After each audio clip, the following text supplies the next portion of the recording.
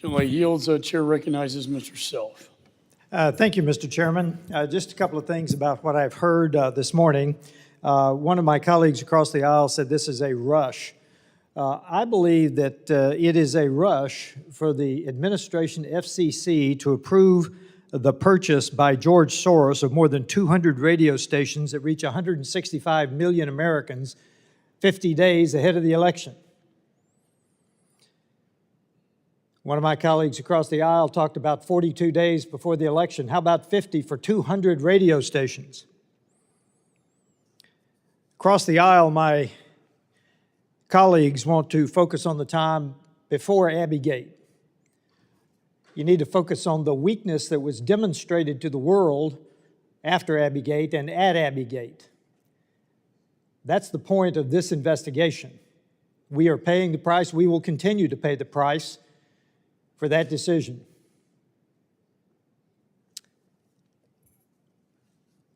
Across the aisle, they talk about we're wielding our power in this committee. Frankly, I'm glad somebody in the government is wielding their power on this issue, because the administration not only doesn't use power, they don't seem to understand power. We sit in this committee, and when we do have State Department bureaucrats who deign to show up, they talk a lot about soft power, while our adversaries around the world are using hard power. And let's talk about New York today. I think we need to watch it closely. They may be censuring Israel again in New York today. It seems to be a common practice in New York.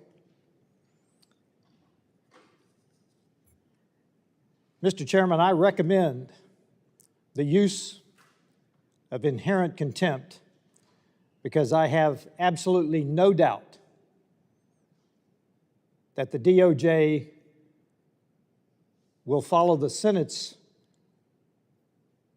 precedent of not even holding a trial.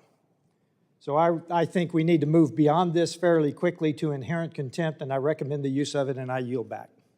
Gentleman yields. Chair